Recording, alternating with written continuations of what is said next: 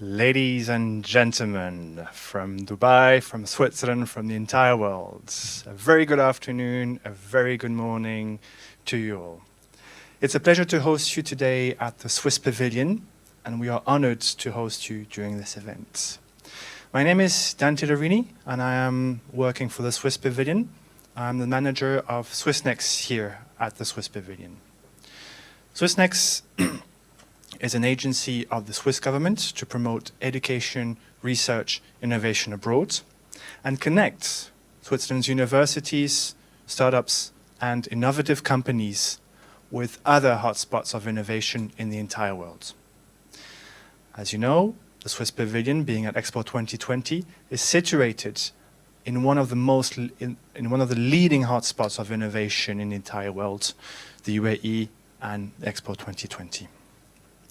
Since the start of the Expo, our pavilion has put forward these linkages between Switzerland and between the UAE in many different contexts. We can name climates, we can name education, we can name space. And today we are honored to host joint events with the Swiss School of Public Health and also with Frontiers. And we are lucky to host these young people here from Emirati schools. And I think this is a beautiful linkage between education between our two countries. And we're very pleased to host such an event. So without further ado, I would like to introduce Professor Nino Künzli, Director of the Swiss School of Public Health. Professor Künzli, the floor is yours.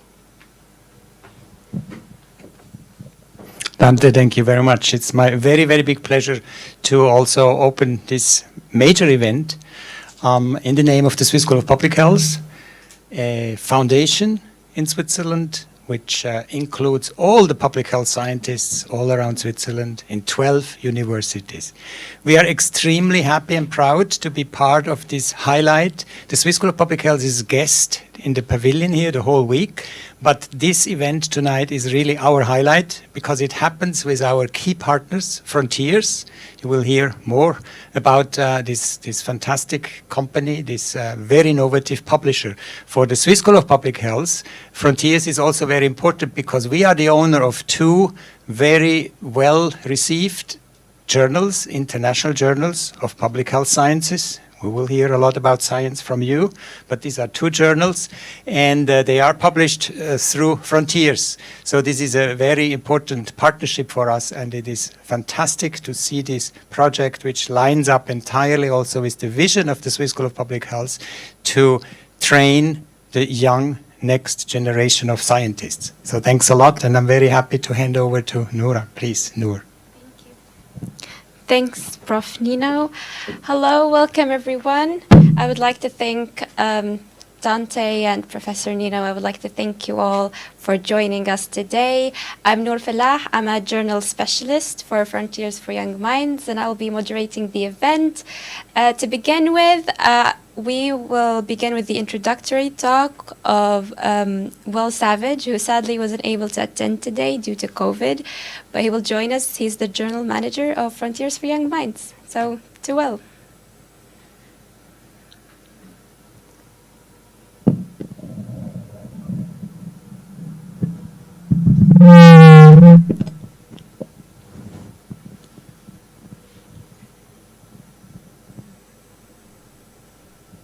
Hi, Will. Do you hear us okay? Well.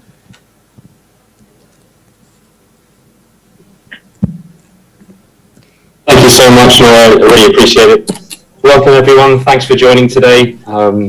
My name is Will Savage. As mentioned, I'm the journal manager here at Frontiers for Young Minds. The session today, as you've seen, Young Minds for Healthy Lives on a Healthy Planet. Sadly, I did test positive this morning for COVID, so whilst I would have loved to have been there with you all at the pavilion, sadly I'm stuck in my hotel room here. Now, before Nour goes on to introduce the first of our amazing guest speakers, I want to briefly talk you through who we are and what we do as well to take you through the proceedings today. Firstly, though, I simply cannot go further without thanking a few too many people, I imagine. Firstly, on behalf of Frontiers, I want to thank SSBH Plus. Your partnership and preparation help for this event has been absolutely amazing. I really appreciate your assistance there. Also to our attendees and speakers who have all agreed to join several last minutes. So again, huge thank you to you all for coming. And likewise, a huge thanks to the team at the Swiss Pavilion, particularly Dante and Lorenzo, for all your support and preparation. Your efforts are really very much appreciated, so thank you.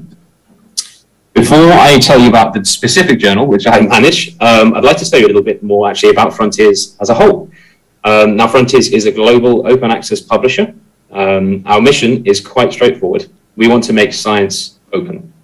No paywalls, no need for expensive subscriptions or library fees, no need to pay $40 for a PDF download. All our amazing content, nearly 300,000 peer-reviewed articles, are completely free to access online anywhere in the world. We're currently the third most cited publisher in the world with an aim to get that top spot. And we currently have a portfolio of over 140 journals. We were founded in Lausanne in Switzerland, hence the connection to SSPH Plus and the Pavilion here. We believe that open science can help everyone, enabling everyone to live a more healthy life on a healthy planet. Now, within this unique umbrella of a company sits the journal which I believe has the capacity to have the most impact, Frontiers for Young Minds.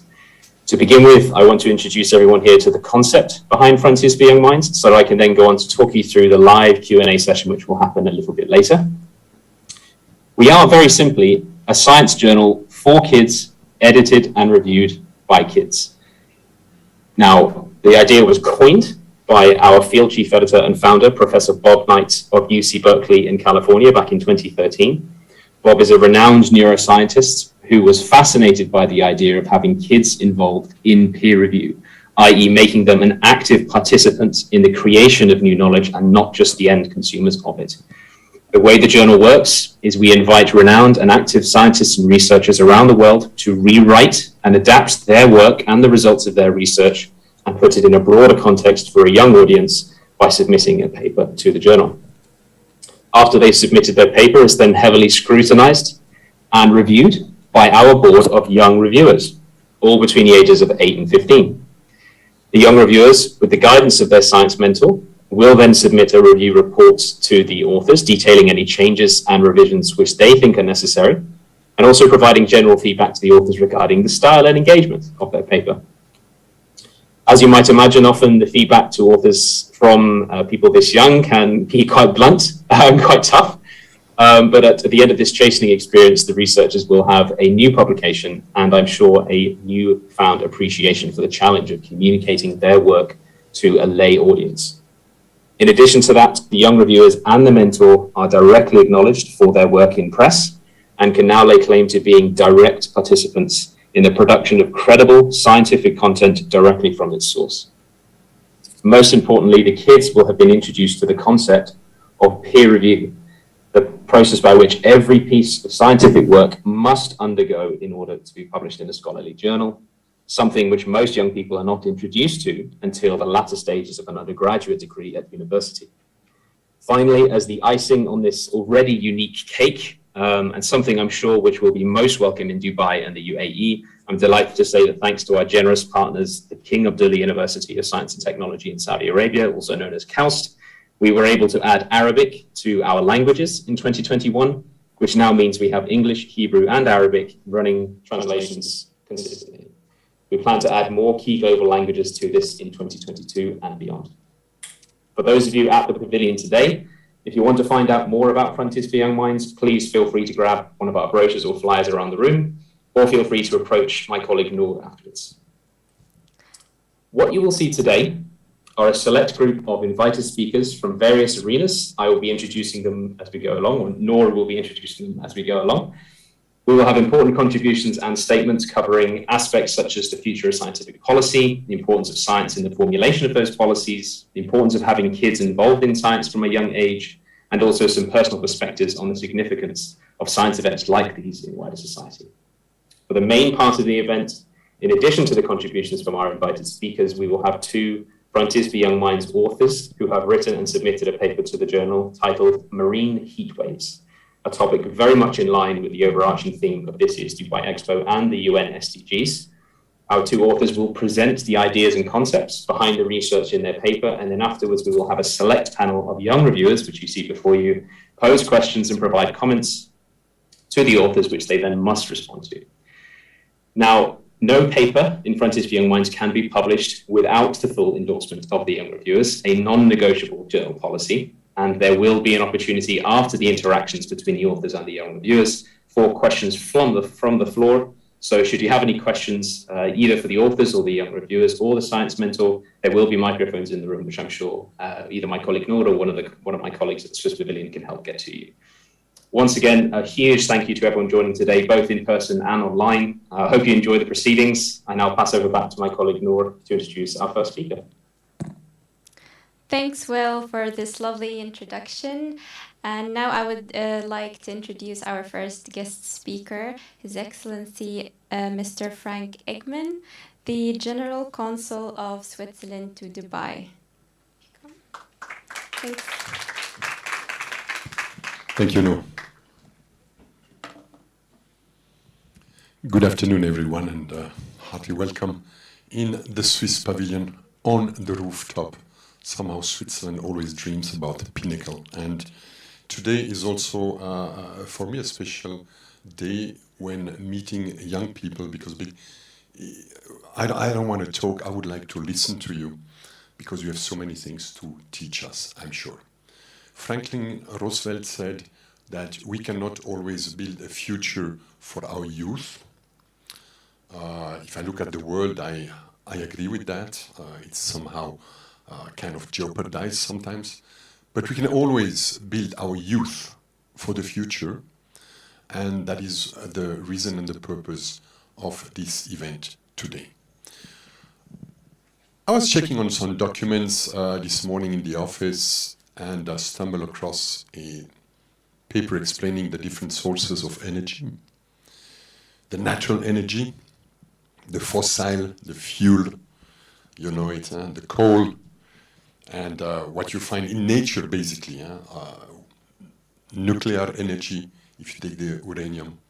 And then going to the next step, we're talking about renewable energy, which is the wind, the hydro, tidal energy with the waves, and you name it, geothermic, biomass energy, etc.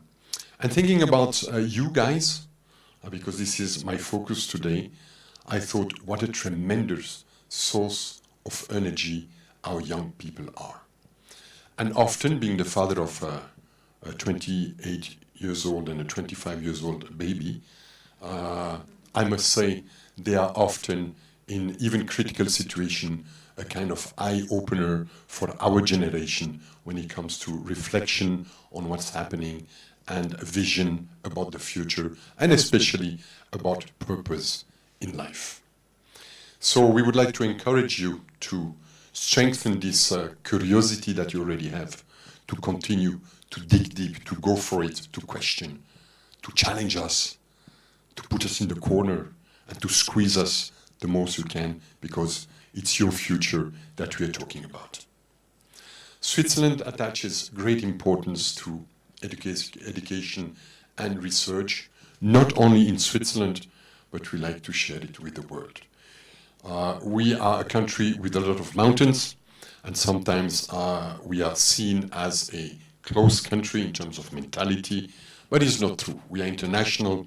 We like to have an open mind, we believe, and we like to share with the others. Not only to share, but we like to exchange, because I learn from you and you learn from us. It's a work that we do together.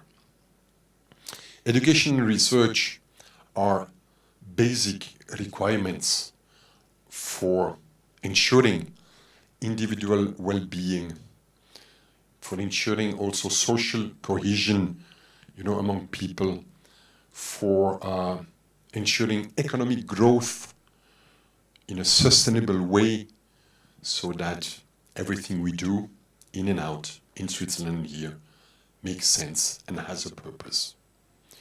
International cooperation is an integral part of Switzerland's policy to promote education and research and innovation.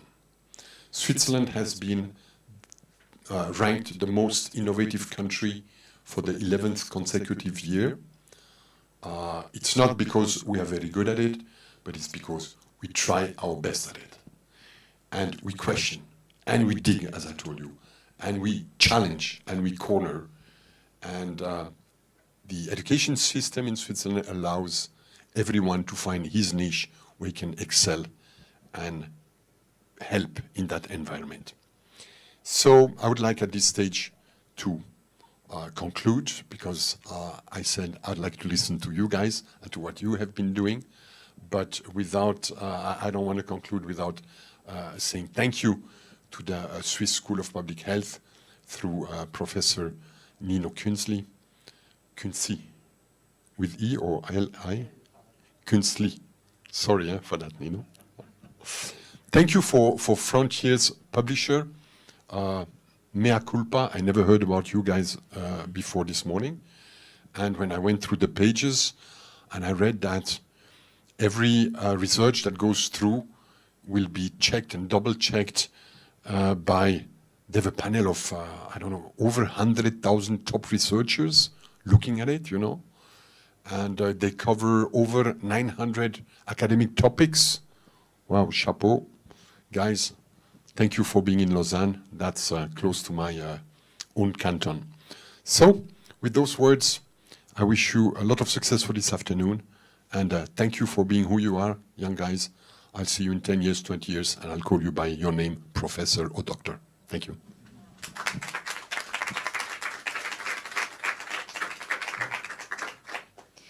Thank you so much, Mr. Frank. We couldn't agree more. Thank you for accepting the invitation this afternoon. And indeed, involving kids in science is very essential for formulating a good policy in the future. So thank you so much for the lovely talk.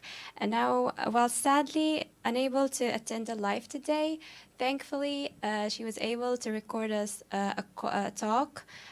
So I would like to introduce to you Dr. Martina Hirayama, the Swiss Secretary of State for Education, Research and Innovation. Can someone please play the video?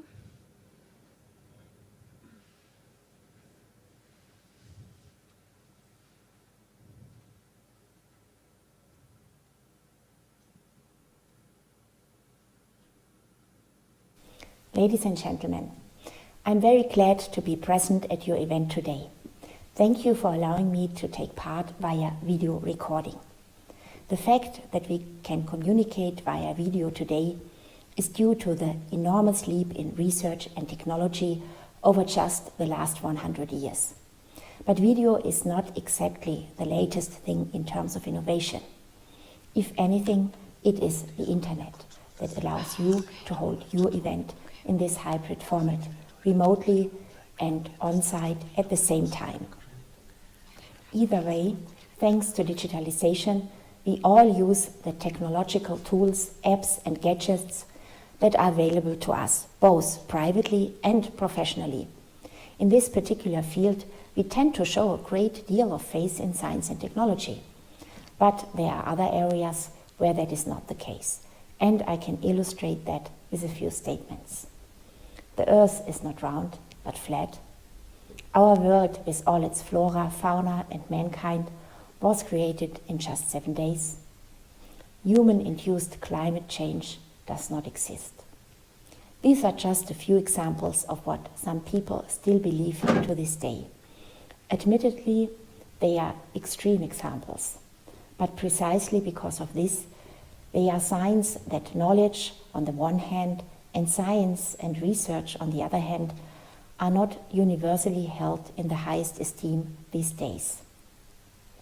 And then there is the rise of fake news, misunderstandings, and spiteful debates, sometimes even physical confrontations over truths and falsehoods surrounding the COVID pandemic, which is a very concerning development. Against this worrying backdrop, your event today is of great importance, ladies and gentlemen.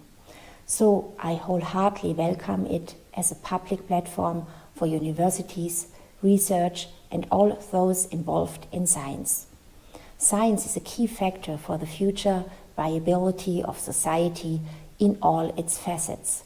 That should and indeed must be one of the main messages here today. Our unprecedented situation in the history of mankind with regard to healthcare, nutrition, communication, energy supply, mobility and other things is based on scientific achievements. That is all the more reason to try to explain to society, to the public, what science is and how science works. And we must do this in the knowledge that there is a complicated relationship between science and society. Science seeks the new. It investigates the unknown. It questions the known. Its findings lead to the future. Society, on the other hand, as much as it benefits from science, lives in its present. It needs certainty and is sometimes skeptical of change.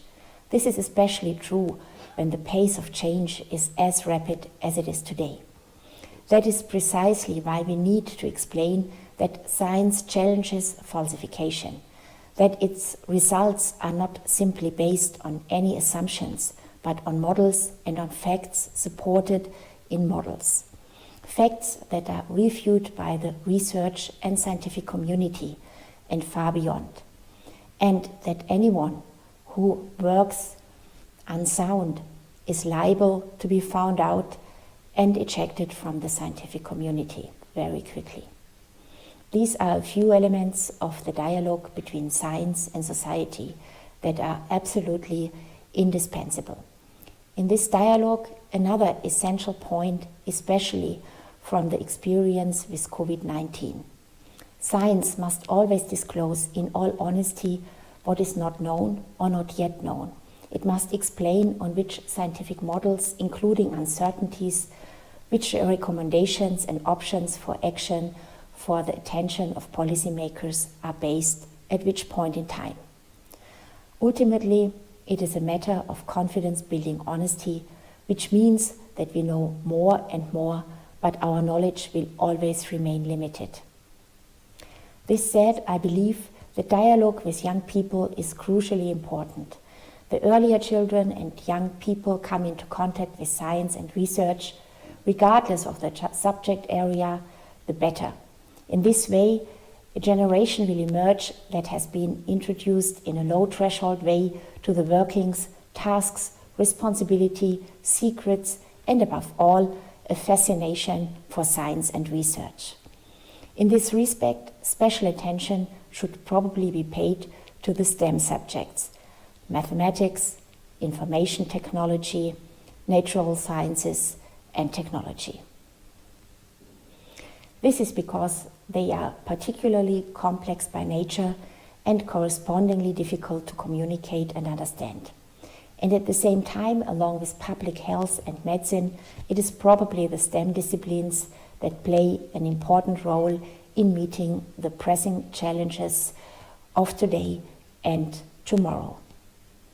A role, however, that they can of course only fulfill through the closest interdisciplinary cooperation with the humanities and social sciences.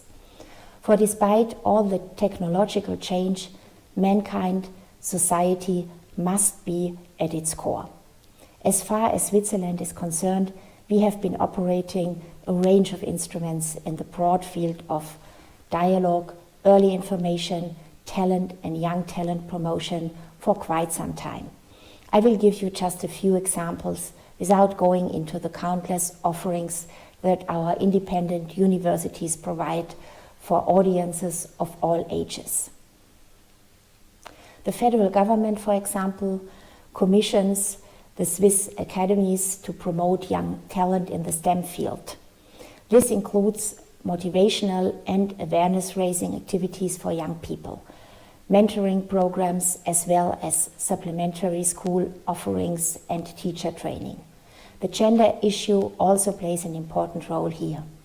This is because it is very often at preschool and primary school age that educational paths are shaped and decided by gender patterns towards supposed male professions and female professions.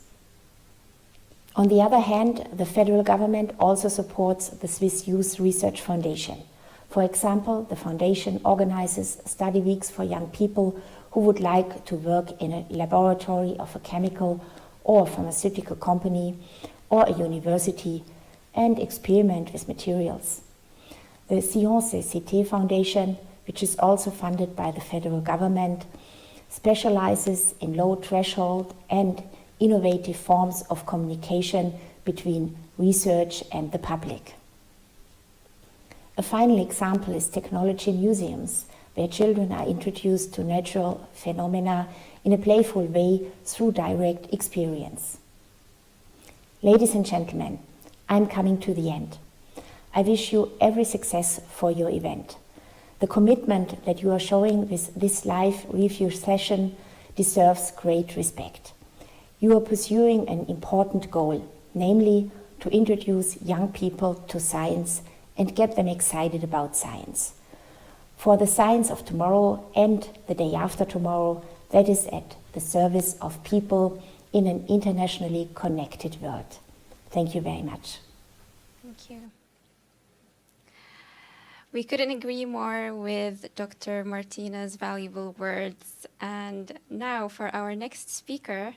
He's no stranger to Frontiers. He is the field chief editor in Frontiers in Marine Science. We would like to thank him for accepting our invitation at such a short notice. Also, the Frontiers in Marine Science, the journal whose content is directly actually aligned with the topic which our authors will speak and introduce today. So I would like to introduce to you Professor Carlos Duarte, based at KAUST, the King Abdullah University of Science and Technology. To you, Prof. Thank you very much. And thank you for the invitation to participate remotely in this event. In fact, I would have loved to be in Dubai, in the beautiful Switzerland Pavilion, which I visited about a month ago, but I'm also confined. I am to board a research vessel, an advanced research vessel in 5 days, and the protocol to avoid an outbreak of COVID on board is that everybody needs to be confined for 5 days. So I'm in a hotel waiting to go at sea and get myself into submersibles to explore the depths of the Red Sea. So this event is actually quite important for me because of the many links to what I do. First of all, because I've been associated with Frontiers as an editor of Frontiers in Marine Science since 2014. So now 8 years. I'm the inaugural editor of the journal. And I'm proud to see that the journal is now the most read, widespread, and largest in terms of content of marine science that publishes open access content. So that is an important element. The second one is that I've been a co-author of 2 papers in Frontiers for Young Minds. So I'm an author in the journal that we are now discussing and celebrating. And also because early on I persuaded my university, so I'm distinguished professor of marine science in King Abdullah University of Science and Technology in the Kingdom of Saudi Arabia. So I persuaded them of the importance to connect our school. We are a community that have also schools. We have actually more school children in our community than we have university students because we are only a postgraduate university. So the children in our community are very, very important, and they are embedded in a scientific environment because their parents either are scientists or work in a university. So I thought that would be a great school to participate in Frontiers for Young Minds, and that initial introduction eventually raised interest in my university to eventually lead to a partnership leading to the publication of Frontiers for Young Minds in Arabic, which is a partnership between Frontiers and where my university, King Abdullah University of Science and Technology, plays a significant role in making that possible. So that's also important for me. And last, because I've been working also on climate change impacts on the marine environment, so I've been publishing and looking at marine heat waves in my research. I'm quite interested to attend the review process that is going to take place in the Pavilion as an interested member of the committee looking at this important field of research. And then I'm also a grandfather, and as I play with my grandson, which is too young to review papers, but he indeed have an inquisitive mind, then I do reflect on the importance that children early on have an understanding of science and the value of science and how science works to be able to face the challenges of the future. So it is no secret that science has come under attack recently in many fronts. So we have seen science being attacked in the field of climate change, where the topic of discussion today belongs on marine heat waves. They're being enhanced due to climate change. So climate change is an area of scientific research that has been challenged and questioned and attacked. And now with a response to the pandemic and the development of vaccines that are actually allowing the world to overcome this difficult situation, we still find a lot of misguided opinions, misguided positions, and unsupported statements around vaccines and around the treatment of COVID. We see that coming from around the world, from many sectors of society.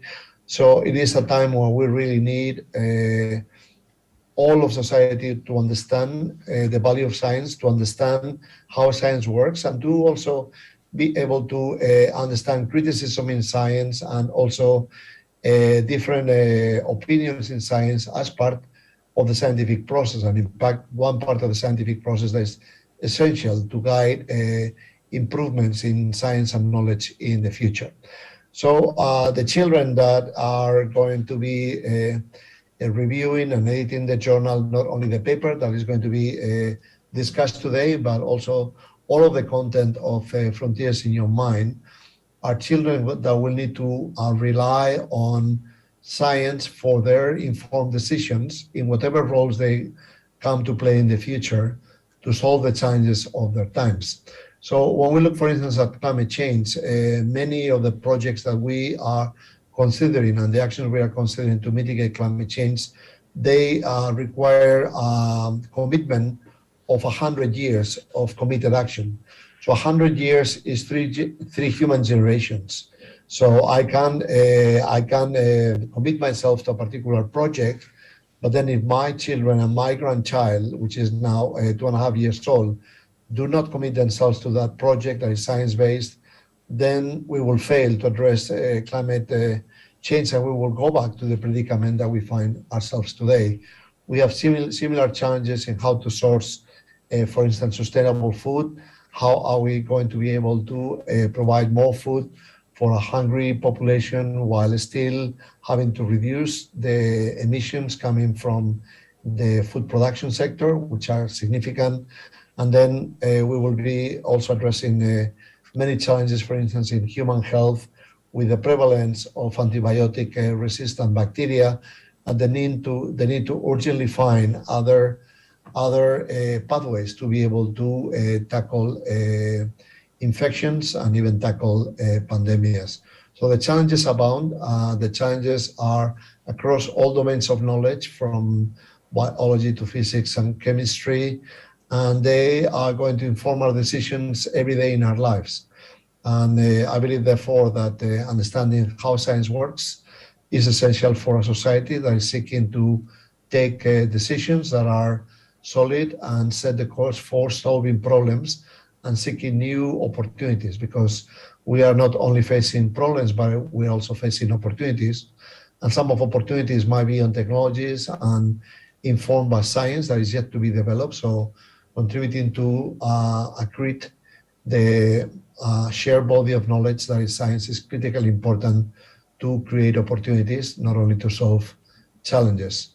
I see that even in my age class, I'm 62, I still see many people that I talk to that do not have a good understanding of how science works, and particularly they do not understand when scientists do have different opinions or different views as to the value of a particular piece of research, and the understanding that constructive criticism is intrinsic to the progress of science is still not widespread in society. So seeing in real time how science is improved and how science is validated through a peer review process, and seeing this conducted by children, I think it's enlightening for all as to how science works. And in fact, I would like to maybe close my statement by circling back to the region where we are having this conversation. And then many might be surprised to learn that the peer review process, that is an essential pillar of the scientific process and the scientific method, is actually an outcome of the Arab world. And in fact, the first proposal for a peer review process is created to come from a physicist, a physician called Ishaq bin Ali al-Rawi, who wrote about 1100 years ago a treatise called The Ethics of the Physician. And in that book, he advocated for the physicians to duplicate their notes when they are treating a patient.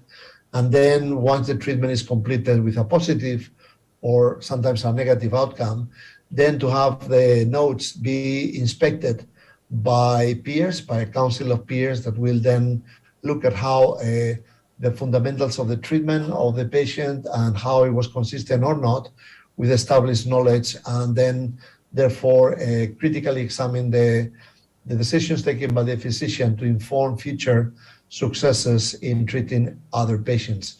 So that is actually the first documented proposal for a peer-reviewed process in science.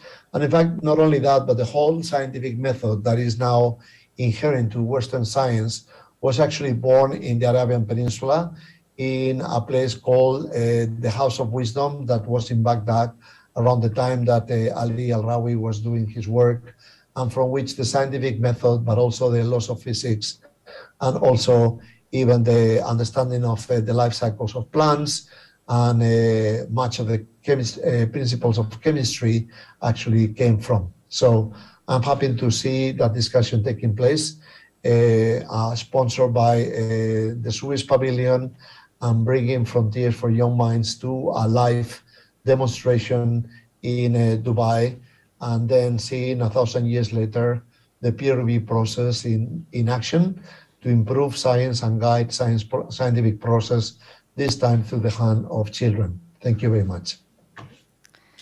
Thank you.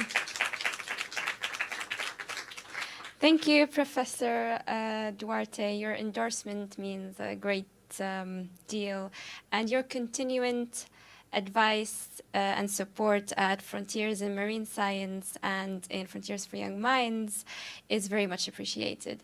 Now we will start with our main event, and I would like to introduce our authors, Professor Annalisa Bracco, Georgia Tech, and PhD student Elise Baudin. Thank you. Thank you very much. We are very, very happy to be here. And we are going to present our manuscript because it's not yet a paper, not being yet accepted. Hi, everybody. Thank you so much for being here. We're really happy to be here with you, and especially with you, our young reviewers. And yes, we're going to talk to you about this very hot topic, so marine heat waves, which are not just a matter of the past or the future, but also the present. For example, there was a marine heat wave that happened this summer right in the Gulf, where the waters in the summer are usually around 30 degrees Celsius. And the water and the organisms that live in the water can sustain around 36 degrees, but that time the water reached a temperature of 38 degrees Celsius. And unfortunately, this event led to bleaching of corals from Kuwait all the way across Iran through the Emirates and out on the East Coast, going all the way down to Muscat. So a very important topic. Today in this talk, we're going to talk about what are marine heat waves, what cause marine heat waves, and what are the impacts of marine heat waves, and what can we do to protect the biodiversity and livelihood. So first of all, what are marine heat waves? Heat waves, I think we all know about them. They happen on land very frequently. They're extremely dangerous. They are long periods of hotter than usual weather. They can last for days, weeks, or even months sometimes. So how do we measure them? Usually when the temperature is much hotter than usual for 5 consecutive days, this is when we will qualify this event of a heat wave. And when they happen in the ocean, well, then we call them marine heat waves. And usually the temperature is probed at the surface. So here we're showing the recent marine heat waves that happened in the past 20 years approximately. We're not showing them all, but these are the most major events. For example, the big blob that happened in the North Pacific Ocean in 2013-2016. We also have the Western Australia marine heat wave in 2011, in 2015 in the Bay of Bengal, and here in 2021 in the Gulf. So they really happen everywhere in the world, in all the oceans. And these are the ones from the past 20 years or so. And as we can see here, marine heat waves are happening more and more frequently. So this is only from the past 100 years. And of course, with the ongoing global warming that's happening right now, they are projected to become more frequent, to last longer, and to be even more intense. So now that we know what a marine heat wave is, we need to know how do they happen. What's the mechanisms between a marine heat wave? So we separate them in 2 different mechanisms. The first ones are ocean-driven and the other is atmosphere-driven. So an ocean-driven marine heat wave happens when the ocean currents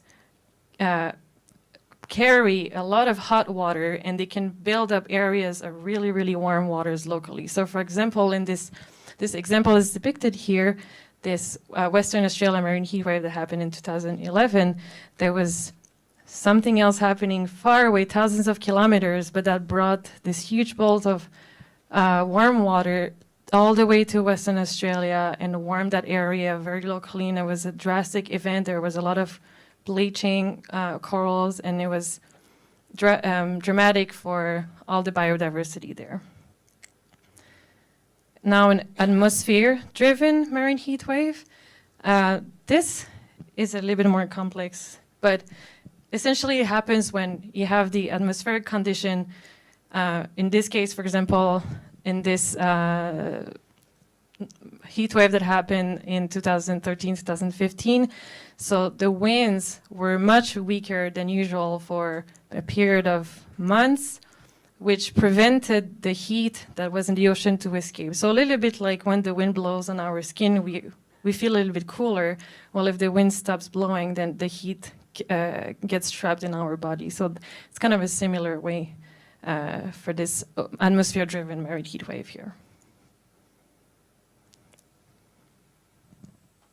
I'm going to take over and talk about some of the impacts of marine heat wave and why we care about them. The first thing that it's really evident all the times we have a marine heat waves is the loss of biodiversity, especially when it comes to corals. And that's because it's so easy to see. When a coral is in a stress condition and heat will cause the stress, it loses all the polyps that are living inside a healthy coral and that give the coral the color. And so bleaching happens. And the polyps are able to come back if the heat wave or the heat event is not too long. But if it lasts more than a week, usually the coral will die. So the heat waves are really causing huge bleaching in very large areas. Why do we care about bleaching of corals? Not just because we go from beautiful coral reef into coral reefs that are dead, but also because a lot of fish lives because of corals. So they are kind of a foundational species for biodiversity. They really build the whole ecosystem. If you lose the corals, you lose everything else that live around them. Those are other examples of impacts on the marine ecosystem. Seagrass is one, and you can see an example of before and after a heat wave. Mussels, can get really hit badly. The last one is really quite impressive. Those are salmons, and what you can see on the skin is actually burns. So the water was so warm that when they tried to go back into the rivers to nest and lay their eggs, they actually got burned on the skin. They have scars associated with how much warmer it was than usual in Canada and in Alaska in 2019, the water. We also have impacts over land for the mammals that eat fish, because of course there is less food, right? I mean, if there is a marine heat wave and you're killing all the fish, then the mammals don't have to eat. So you can see a sea lion. There was a really large impact on the sea lions population in the U.S., in the west coast of U.S. and Canada, following the marine heat waves of 2013 to 15 and then again 2019. And the last one is seabirds, because seabirds live out of fish again, and so if you remove the food, they die because there is nothing else to eat. But it's also important for us and for human health, and that really brings us to the topic of this section. I mean, this week it's about human health, right? And this is an example in 2003. The marine heat waves hit the Mediterranean Sea really badly. And of course, if you have countries that are surrounded by sea and the ocean gets really hot, you're going to have a lot of heat also over land. And so France, Spain, and Italy were particularly hit hard. And there were 30,000 people who died out of the consequences from the heat wave that summer. What you see in the last, the color map, the one that is blue and purple, is a percentage of above normal mortality. So when it's blue, it's normal, it's around 1. Anything that is in the purple and pink is up to 3-4 times more mortality than used to. And that is what happened in 2003. So you also have important human health impacts. And of course, on top of that, you have economic losses. And those are huge because you lose the fishery. The time you have a heat waves, everything dies, and so you cannot go and fish. But you don't lose it also only the year or the time you have the heat wave. If you completely kill a reef, you're not going to have fish for many years. So one heat wave, the direct loss is about 800 million. But when you combine the number of years that it takes to recover to the point where you were, it's more than 1 billion. It's actually 3.1 billion per each heat wave that you have in terms of damage. So it's really a very large economic loss. In terms of fishery, in terms of tourism, obviously, if you kill all the corals and the corals are bleached, nobody wants to go see dead corals, right? So you're going to also lose all that component. What we can do? Well, marine heat waves are really one of the big stressors for marine life. And marine life is extremely important. We need to protect biodiversity. We are losing it both over land and in the ocean. So one thing we can do is to do more monitoring. Monitoring what is going on and trying to protect the regions that may subject to marine heat waves or big anthropogenic stressor a little bit better. And for that, we need to have new instruments.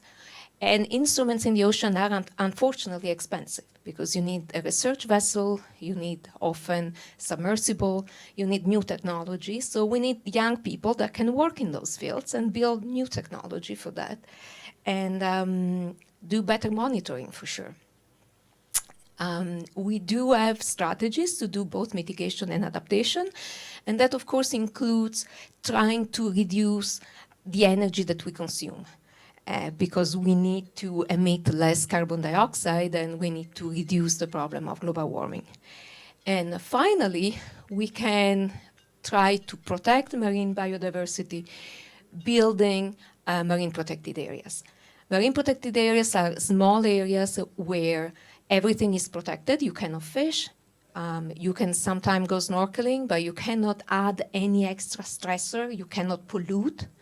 That's another big stressor to coral. If a coral is healthy, has more probability to survive a heat wave than if coral that is already stressed because it's, for example, close to a coastline where there are too many people and there is, for example, a sewage nearby. I mean, it can happen. We do have in Fiji, for example, corals that have been destroyed that way. So having areas where nobody can fish, where you can assure that the fish there is protected and well monitored, really help maintaining some of that biodiversity. And of course, in my group, for example, we are studying how to better identify the key ones, the reefs that are the most important to try to maintain this marine biodiversity in the future. And this is just a beautiful photo of a coral reef that it's kind of protecting all the fish underneath. And really, this gives you an idea of why coral reefs are so important, because of everything else that live thanks to them. So you remove the corals, you really remove 60% of the biodiversity that we have in the ocean. And so that would be very bad. And if you have any question or any comment, those are our contact, and you can find us at Georgia Tech. Thank you.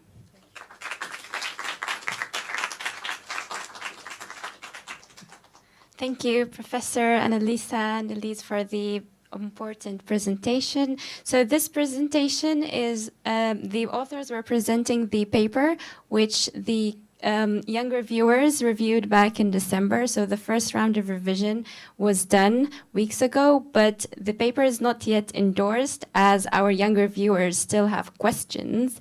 So now we will hand over to Dr. Asma Bashir, Assistant Professor at the Fatima College for Health Sciences.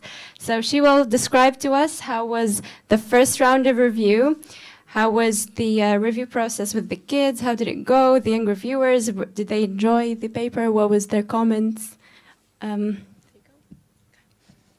Yeah, it has been an amazing journey with these 4 kids. Their positive attitude and enthusiasm often surprised me. Be it unexpected Zoom calls on a school day, meeting deadlines, and a lot of meals, they always showed up. Frontiers of Young Mind is for such enthusiastic kids, and it's by kids, for kids, making otherwise complex topics quite easy to comprehend. And while reviewing, they became aware of scientific process, pre-reviews, and the steps of publishing, which make them more appreciative of seeking the right knowledge. The timing of the current paper couldn't be better as we are struggling a pandemic. So young reviewers and future generations need to be aware of climate issues so they can come up with innovative solutions for future problems. So finally, I would like to say it was a learning experience for all of us. Now, my young reviewers will be asking some questions to the researchers regarding the manuscript. I will hand over to one of my reviewers. Hello, my name is Yunus Jihad, and my first question is, what is the biggest man-made source contributing to worsening marine heat waves? That will have to be the emission of CO2 right now, because this is what's enhancing global warming, and marine heat waves are enhanced through global warming. Because if the air temperature is warmer, well, obviously the surface water temperature also will increase, and we will have more and more longer periods of hotter than usual weather. So this is how we increase marine heat waves. Hello, my name is Saif, and my question is, what causes high atmospheric pressure leading to weak winds that causes marine heat waves? Sure. Those are weather systems, and part of reasons for having more of those high pressure systems seems to be some of the stability of the atmosphere.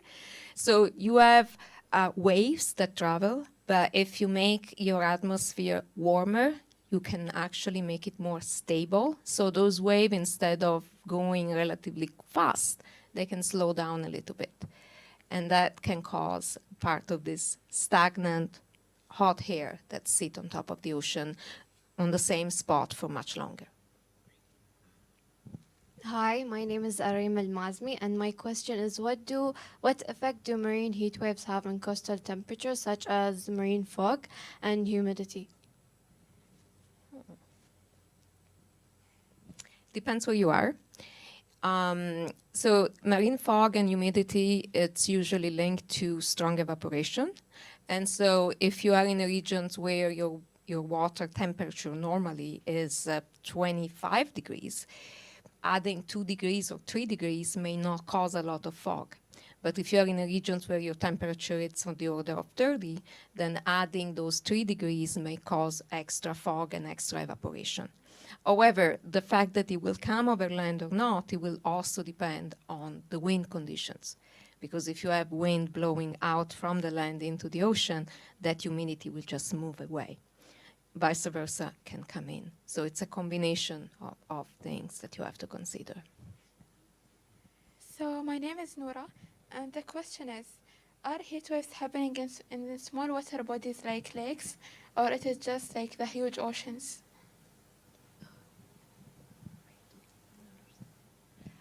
They can happen on lakes as well because they happen on land. So we do have land heat waves, and if it happens that there is a lake underneath that area of land, they will happen exactly in the same way. So you can have a heat wave, for example, in 2003 when it was in the Mediterranean Sea, but also in Europe. We also had a lot of problems with lakes and melting of snow on glaciers, for example. So we kind of destroyed some of the ecosystem of the alpine lakes by doing that. So that, for example, would be relevant for Switzerland. In 2003 was probably the year where you had the most impact in Europe. And my second question is, how hopeful are you that this issue will be addressed on a global scale?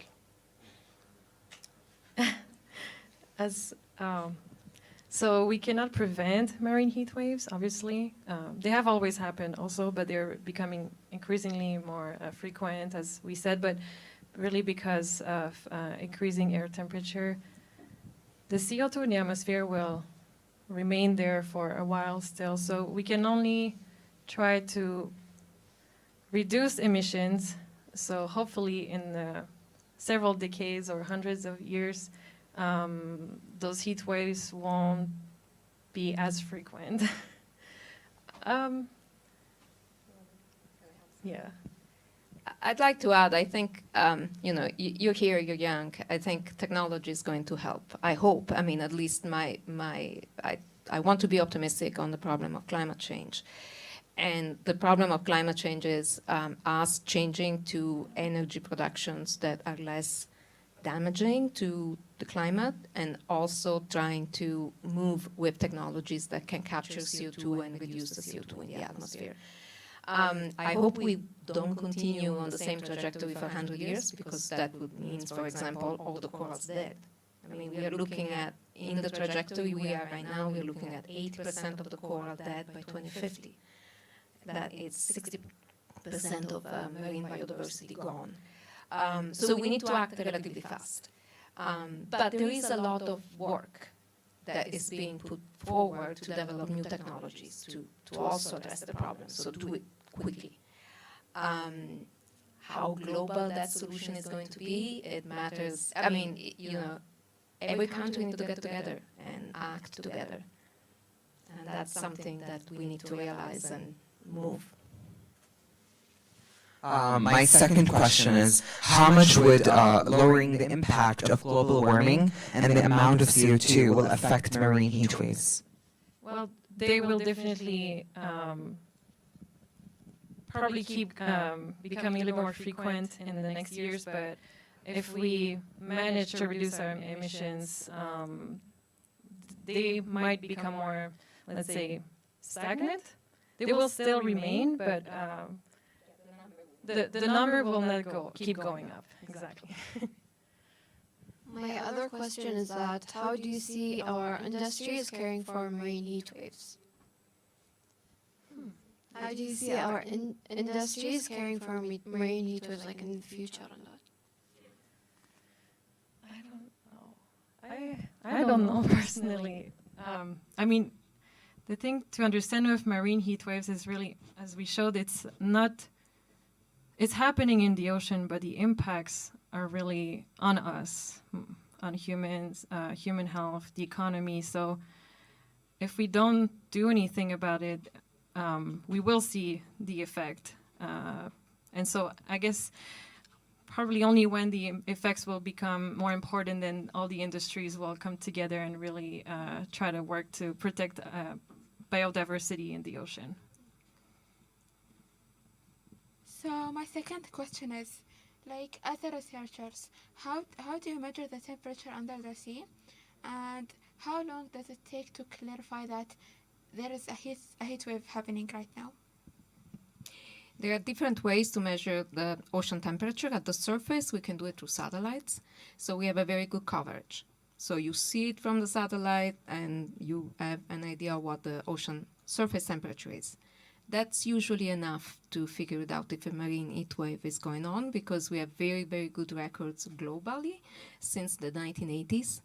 And so if the temperature stays higher for more than 5 days, then 90% of the previous temperature, you know that you have a marine heat wave going on. If you want to go below the surface, then you have to send an instrument down.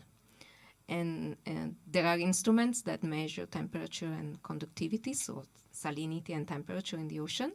But those are more expensive because you have to go in person and have a research vessel and put the instruments down, and then you can measure. So you essentially put a thermometer in the ocean.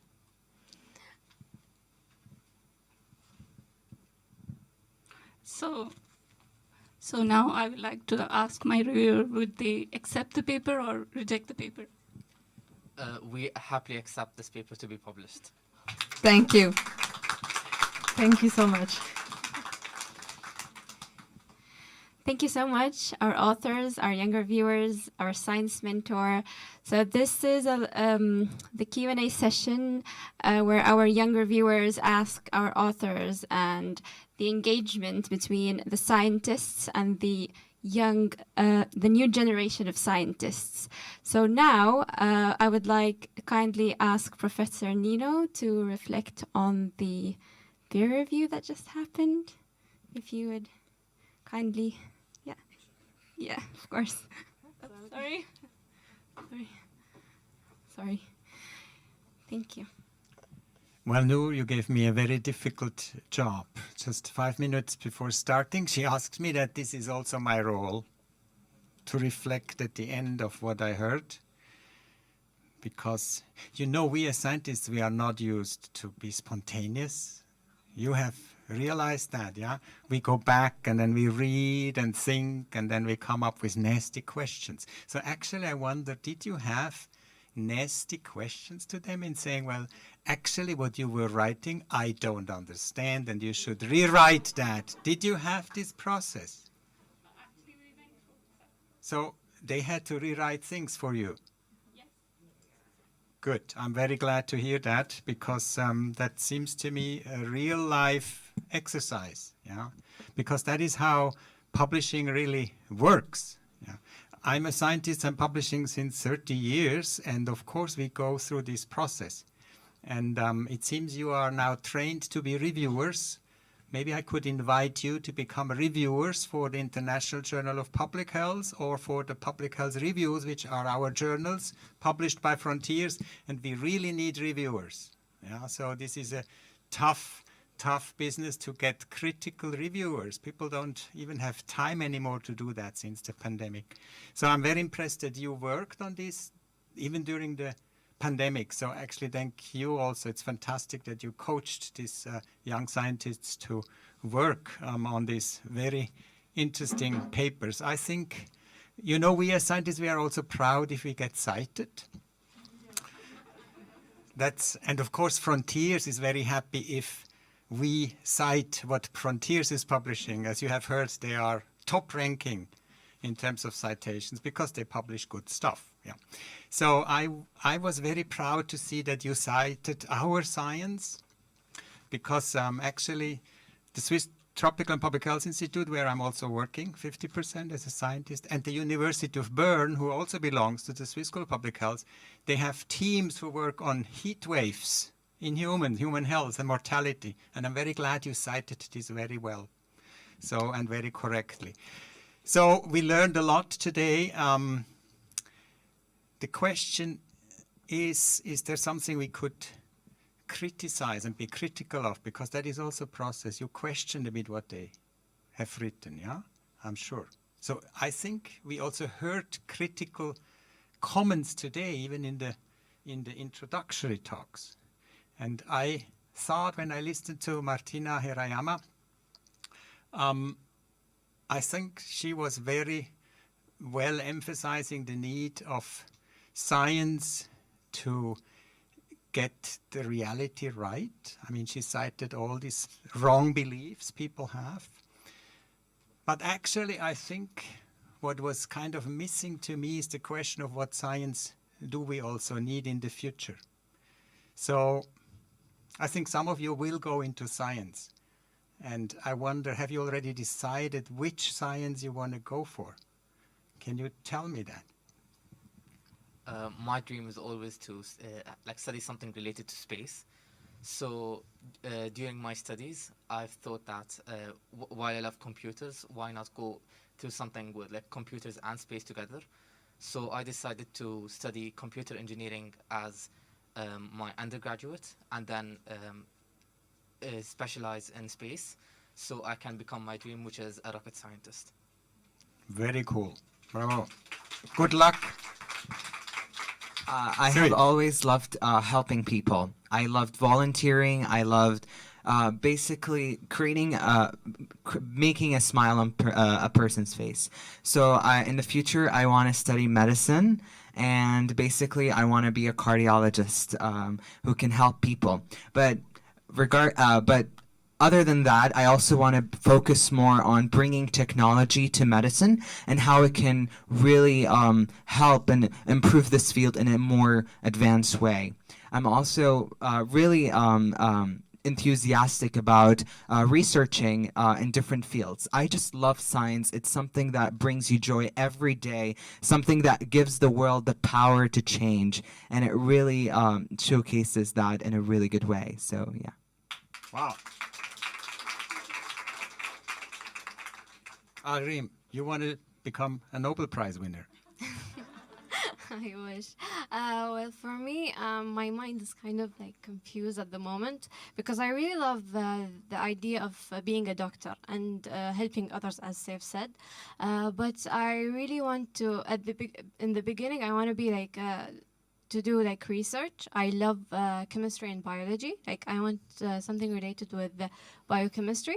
And after that, I'm thinking maybe if I really loved that, I would love to be a scientist or continue on with research, like specific research with biochemistry, or then maybe change my mind with medicine. Okay, well, as you may know, I was a physician once. I studied medicine originally before becoming an environmental epidemiologist, so I can connect a bit with your views, but I think I miss your statement where you want to go in science, if at all in science. So Noura. So I'm interested in science, but like as Arim said, I share the same thing with her. Like I like to help people. So mostly I'm going for medicine, and then maybe I will extend my knowledge to studies for something with biochemistry or something like that. Well, this is great to see. Great to see that you all have some visions about science. But for me, there is an element missing.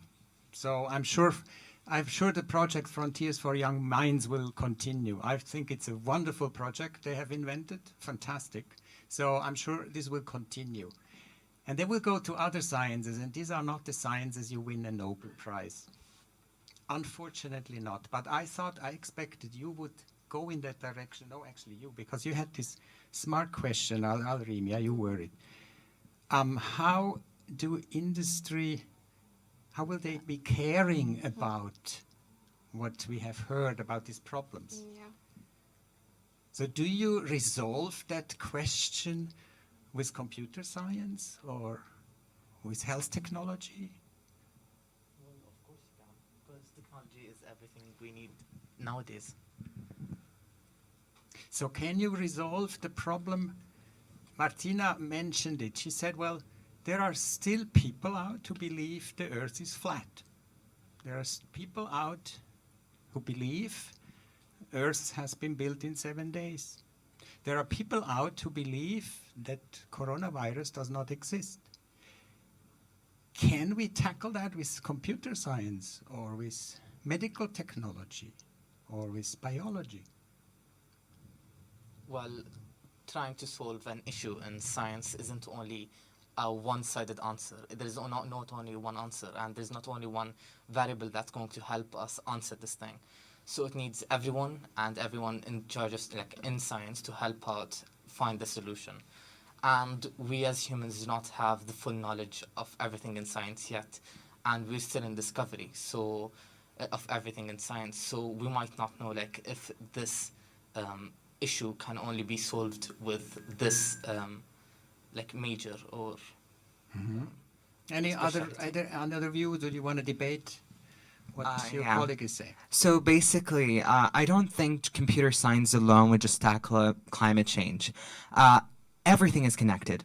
If we solve something, it will affect another thing, and that thing will affect another thing. So it's all connected. And the thing is, we have to look into a side where how can we bring all of these challenges together to solve in a way where it's just one. Because that's the main question. As a world where we live in, we kind of have different solutions for solving climate change, but we are yet not choosing this. And that's because we are not working together and collaborating and basically staring for one solution that can tackle climate change. We all have to work together. We all have to collaborate. We all have to have a dream of always wishing to solve this. Because if we have hope, and if we believe in ourselves, we can do it for sure. And that's what's important. Very cool. An applause. Alim, what science would you need to get to that point? To enthuse Humanity, people? I feel like we should be more open-minded. We should listen to other people, and we shouldn't disagree. We shouldn't easily even accept it, but we should hear each other. We should relate science with each science, and we should work together, as Saif said, but we shouldn't disagree or accept it as I don't know how to explain it. Right? Yeah, very well. Nora, did you have another last statement, thought about that? So I agree with Saif. So when we are trying to think about a solution for a universal problem like that, we should all work together. We should think about the future of the whole world. We should not care only about ourselves. So we can't choose a specific type of science, to choose this to solve this major problem in the world. But we should all work together to achieve this a huge goal, and to have a better environment to live in the future. Also for the next generation, to have a good, a better life and a good environment to live in. Very good, very good. I think we come a bit to the essence I would like to finalize with. I mean, the Swiss School of Public Health, as it says the name, and we reflect all the sciences related to health, and you both have an idea to go even in that direction. And I mean, what I learned, even more so in the pandemic, is to also become a bit humble about our own science. I mean, I'm also one of these trivial scientists doing all these models and epidemiology and data-driven science. Yeah. What did we see? What happened in this pandemic? I mean, honestly, one thing that surprised me the most and makes me also very grateful, I don't know why all my children have fully followed the science-based way of dealing with the pandemic. We had no such discussions of whether the world is round or flat. But why is that? I have no idea, but I have very good friends who had very different situations in their families. So why do we have difficulties to actually understand and follow science? So you want to help people, and of course I'm sure you want to do that science-based, but I think to move forward we need all these sciences, but we also need the social sciences. And I say that as a non-social scientist, yeah, because Swiss School of Public Health integrates, of course, the health economists, the health lawyers, the health social sciences, because I think the pandemic has shown us very well that health is far, far more than virology or technology or modeling. And I think we need to tackle that. So I very much hope that some of you or some of your other students that you have, you will enthuse them to also engage in social sciences to not only understand the world, but find a way that this is happening, what your vision is. I very much share your vision, and I think it's fantastic. So we need social sciences. We should also need a Nobel Prize for social sciences. And this is my last word, coming together with a very, very big thank you. Unfortunately, the leaders also Frontiers are more online than here. I mean, some are here, but it's very bad that Will is not with us and all the others. I think it was a very big pleasure for the Swiss School of Public Health to run this joint event together with Frontiers, together with you, and I'm extremely impressed, and I think I have to think what I will do after retirement in finding a way to do science with children. Yeah, thank you very much, and I give back to you now. Thank you so much. Thank you so much, Professor Nino. Thank you, our stars, our young reviewers, Dr. Asma, the science mentor. I would like to thank our guest speakers. I would like to thank our authors. And now we're happy to listen to the questions from the audience. So does anyone have any questions about the... Okay, yeah. It's a question for everybody involved. I think for the scientists, hello, thank you for the event. It's really great. So I think it's the same question for the students, for Asma, for Dr. Asma, and also for the researchers. What was the main challenge in communicating across the three? So for them, what was the challenging part in giving the criticism, right? For Dr. Asma, I guess dealing with the student, with the kids, and creating that critical thinking, and then for you to receive the comments from them and then adjusting them. How many reiterations did you have to go through, maybe? Okay, so I'll first hand to our science mentor, and then we will ask our authors. Yeah, actually, all of them are from different backgrounds. Not only from different backgrounds, from different schools. So it was quite a challenge. Thankfully, to the Zoom calls and the teams, we were able to just communicate with each other. But I actually had to modulate myself according to each one and everyone's schedule. So yeah, it was quite challenging. But we used to have weekend Zoom calls, and every weekend, I think from past 1 month, we are meeting every Saturday, and we are having quite a discussion about it. More with UNICEF and Al-Reem, and these two were more involved because they seem to be more engaged in the subject, and Al-Reem and Noor participated in the collaboration part, like reviewing part more. So yeah, it was quite challenging, but all of them worked so hard, and we had quite a lot of sessions and discussions during the paper review, and we sent a lot of revisions. I think 1 revision before this to the authors.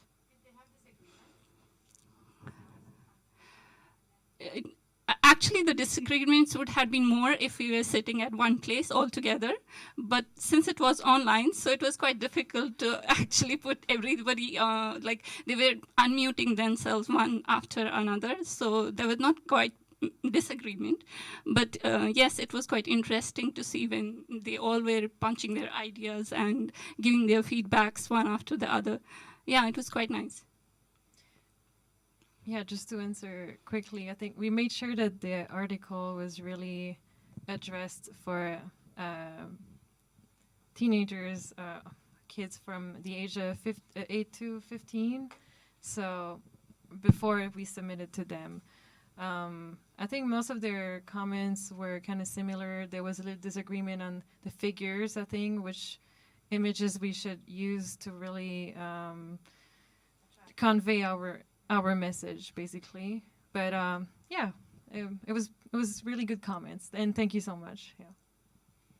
I would just add that Frontiers does a very, very good job at also having a first pass to the manuscript. So for us scientists, we tend to write for scientists, and so they don't necessarily understand. There is a lot of jargon that we use, and we don't always realize it. So there was a first pass. So actually, before the event went for review, Frontiers for Young Minds told us, no, it's too complicated, you have to rewrite it. I have 2 kids, and so on the second pass, we used my 2 kids as so I was like, anything that you don't understand, mark it, and then we will go through it again. And at that point, went out for review. So it's a very long process, and it's extremely interesting because, again, I write a lot of papers, and she's starting to write papers, but we don't do it. It's not the same audience, and so you really have to learn. And I don't think you understand really a subject until you can explain it to someone who is not from that subject. And so it's a great project. It's something that Elise did as a final for an exam, because I wanted them to manage to develop that talent as well, which is not something that we always pay attention to, but it's extremely important, especially when you're trying to communicate science. And when you're working in a topic like climate change, you need to be able to communicate science properly.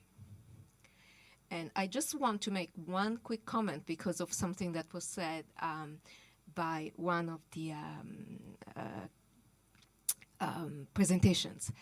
We actually have more women here today on this thing than men. And I'm really, really proud. I think Frontiers pickups by chance. And we were 2 women authors, and our mentor is a female, and we have 2 female students. So I think we are really doing well in that regard. The things are changing, and we are getting way more women into science. And that's fantastic to see. So really proud. Thank you, Professor. Thank you, Dr. Asma. Thanks, Elise, and the young reviewers. I would like to, go on. Can I have a last question? Sure, yeah. Maybe a bit of provocative question. We've heard that heat waves are mainly man-made. It's the result of our behavior. It's the result of our carbon footprint. I'm wondering if you guys that have digged and studied this heat wave report, thesis, did that somehow open your eyes to a certain new reality? And what did you learn out of it? And did you change some habits that you have? Taking it to, I think, what Saif said when he said we need a global approach. It needs to be universal and all together. I also believe that any long journey starts with a small step. And if you don't do it, if I don't do it, if you guys don't do it, we'll go nowhere and we'll be talking about the same thing in the next 20 years. So some countries decided not to use plastic bags anymore. Abu Dhabi is introducing that next year. Are you still using plastic bags? Do you turn off the aircon when you don't need the room? You know, what, are you going to change something in your lives? That's my question. Thank you, Mr. Consul. So I would hand over to our younger viewers to answer the question. So, in my opinion, I believe that the reason why we have this issue in our society is because of the lack of education. Not many people are getting educated regarding this topic. And maybe that the reason is because the way this is conveyed to them. We have a large spectrum of like the different generations right now that are living in our society. And not all of them are like they understand the concept in the same manner. So I believe the education targeted to different audiences is the reason, like, is the variable that's like required to overcome this situation. So basically, I kind of agree with what Eunice said, but at the same time, I also feel that people need to feel how big a problem is. And let me give you an example. So before, I knew what climate change is. I knew what was climate change, what it was the cause of climate change, but I never felt it. I never felt that it was a huge crisis that we were facing. And one day, I have seen online a lot of people, having a board on streets and going and to against their government to go to a climate approach to solve climate change. And I have seen many people feeling devastated and angry about what climate change is. And I never got to understood why. And I was always against that idea because I never felt it. And the thing is, when I did feel like, okay, it's a problem. It's really a big problem. We really have to solve. I have become thinking about the future and what would happen to us as the next generation. And in this case, it made me more of thinking about different ideas of how can approach this problem. For example, I have joined and worked on several projects that could actually potentially help with climate change because it opened my mind towards what is really climate change. What is actually climate change? I really felt it strongly, and it was the main reason for me to get to this field. So I think people need to feel how big a problem is for them to really understand how it's affecting our world. Well, for me, I can say that this article, it actually opened my eye. It made me acknowledge what is marine heat waves and how global warming is really how it's making our planet and how it's affecting it.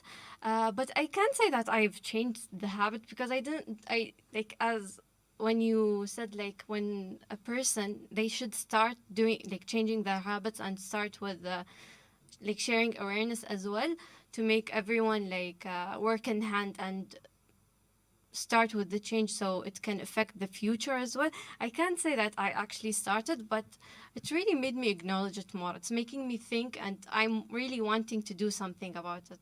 I wish, as Eunice said, our ministry or the schools, they can make programs or teach us more about what we can do, projects, we can invent stuff. I wish I know how to invent something so I can start with that and make projects.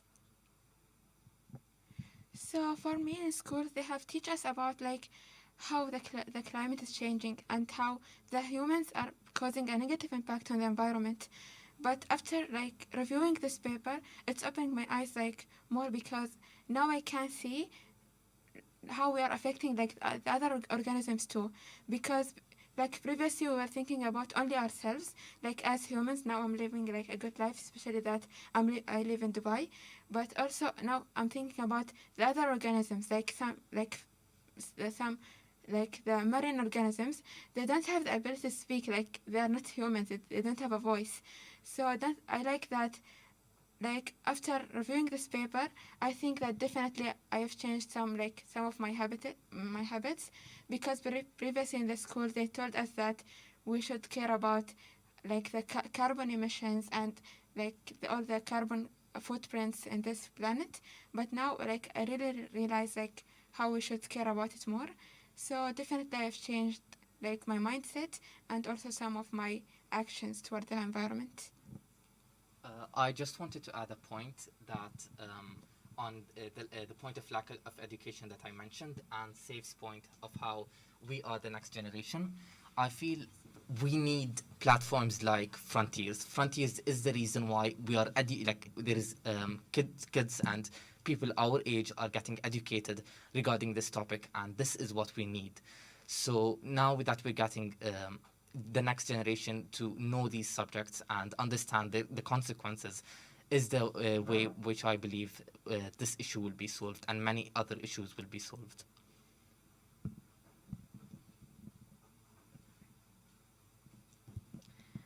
All right. We're running out of time. So one last question. Yeah, there you go. Well, my name is Ahmed Al-Mloushi, and I was very excited to see that I have an invitation to this, and then on behalf of the private office of Sheikh Sagar bin Mohammed Al Qasimi, I would like to congratulate the young scientists and of course, the organizers. And we welcome you. We have a summit happening in May. We would like to welcome all of you to the summit. You said you like space. One of the subjects that we are actually inviting to discuss at the summit is space, sustainability, and metaverse.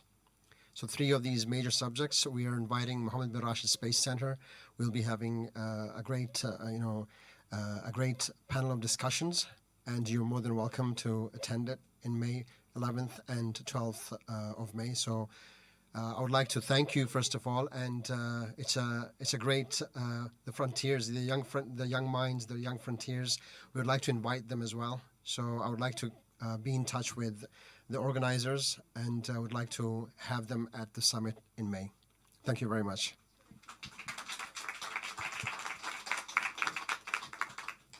Thank you so much for the invitation, Ashur. Thanks. I would like to thank everyone, the Swiss School of Public Health. I would like to thank our authors, younger viewers, our science mentor. I would like to thank you, Mr. Eggman. I would like to thank Professor Nino. I would like to thank Lorenzo and Dante from the Swiss Pavilion.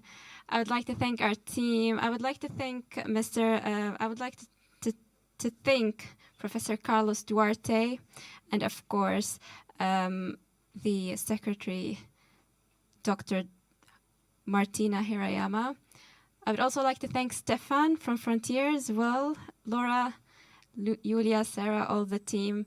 We're very sorry that, due to COVID, some of us weren't able to attend, but I would like to invite you all to the rooftop for some refreshments, and I hope you enjoyed our session today. Thank you.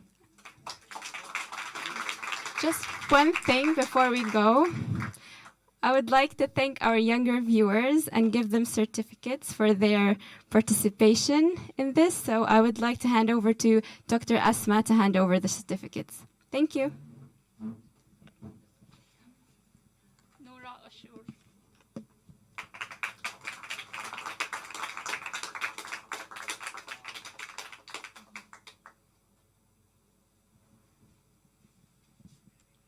Saif Hassan.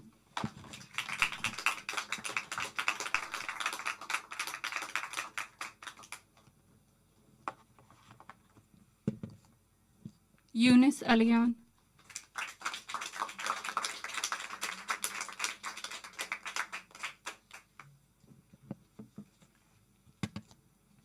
Alreen Mohammed.